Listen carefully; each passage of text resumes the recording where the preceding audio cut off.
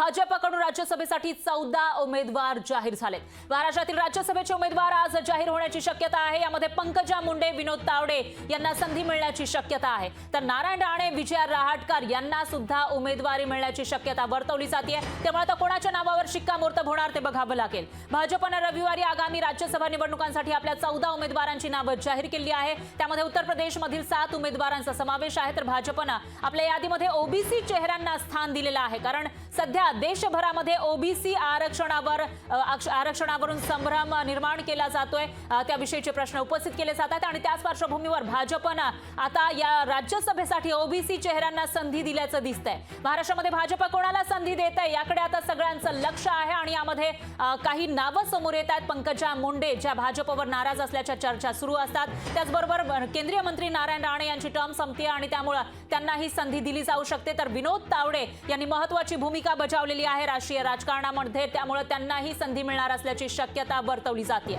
याचबरोबर विजया रहाटकर यांचंही नाव राज्यातून समोर येण्याची शक्यता आहे आणि याविषयी अधिक माहितीसाठी आपले प्रतिनिधी स्वप्नील जाधव हे आपल्यासोबत थेट जोडले गेले आहेत। स्वप्नील, काय सांगाल? राज्यसभेच्या जी पदं रिक्त होती त्यासाठी आता निवडणुका होत आहेत आणि त्यामध्ये महाराष्ट्रातून खरं तर 3 जागा या सहजपणे भाजप काढू शकतं, पण चौथा उमेदवार दिला जाण्याची शक्यता सुद्धा वर्तवली जाते। त्यामुळे यासाठी कोणाकोणाची नावं चर्चेत आहेत आणि कधीपर्यंत महाराष्ट्रातील या उमेदवारांची घोषणा होऊ शकते?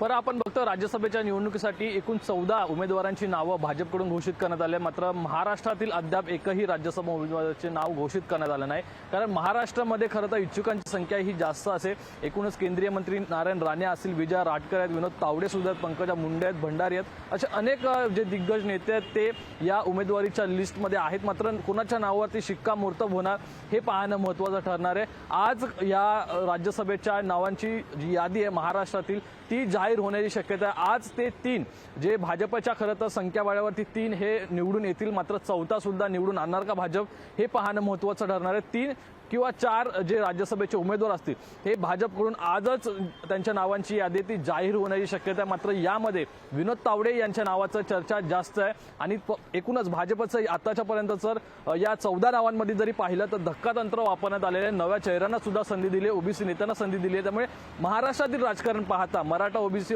आरक्षणाचा वाद असेल, इतर अनेक जे वाद असतील याला वगळून भाजप नक्की कोणत्या चेहऱ्यांना संधी देतं हे पाहणं महत्त्वाचं ठरणार। मात्र केंद्रीय मंत्र्यांना पुन्हा एकदा भाजप संधी देत आहे का, नारायण राणे यांचं यामध्ये काय होतंय हे सुद्धा पाहणं महत्त्वाचं ठरणार। तसेच ज्या पंकजा मुंडे गेल्या काही दिवसांपासून भाजपमध्ये नाराज असल्याचं सांगितलं जातंय, पंकजा मुंडेंना संधी मिळते का? कारण सर्व जे हे उमेदवारीच्या लिस्टमध्ये जे इच्छुक व्यक्ती आहेत हे इच्छुक लोकप्रतिनिधी सर्वांनी भाजपचे वरिष्ठ नेते उपमुख्यमंत्री देवेंद्र फडणवीस यांची भेट घेतलेली आहे। त्यामुळे आता या चर्चेतून नक्की हायकमांड नक्की कोणत्या नावावरती शिक्कामोर्तब करतं हे पाहणं महत्त्वाचं ठरणार आहे। परंतु पहिल्या 3 मध्ये एकूण नारायण राणे यांच्यासोबत पंकजा मुंडे तसेच विनोद तावडे यांच्या नावाची शक्यता ही दाट वर्तवण्यात येते। निश्चितच। आणि त्याचबरोबर स्वप्नील, येत्या काळामध्ये लोकसभेच्या निवडणुका आहेत आणि त्या पार्श्वभूमीवर सुद्धा त्या समाजाचं प्रतिनिधित्व करणारा जो एक उमेदवार असेल तोही दिला जाण्याची शक्यता वर्तवली जाते। नक्कीच त्या समाजाचा उमेदवार देण्याची शक्यता जास्त आहे, कारण त्या ठिकाणी मतं मिळवण्यासाठी किंवा मतदारांपर्यंत पोहोचवण्यासाठी त्या समाजाचा एक चेहरा भाजपला आपल्या सत्तेमध्ये हवा आहे आणि याच कारणामध्ये कुठेतरी त्या चेहऱ्याला लोकसभेवरती नाही तर राज्यसभेवरती पाठवून त्या ठिकाणी त्याचं प्रतिनिधित्व करण्याची शक्यता या ठिकाणी वर्तवण्यात येते।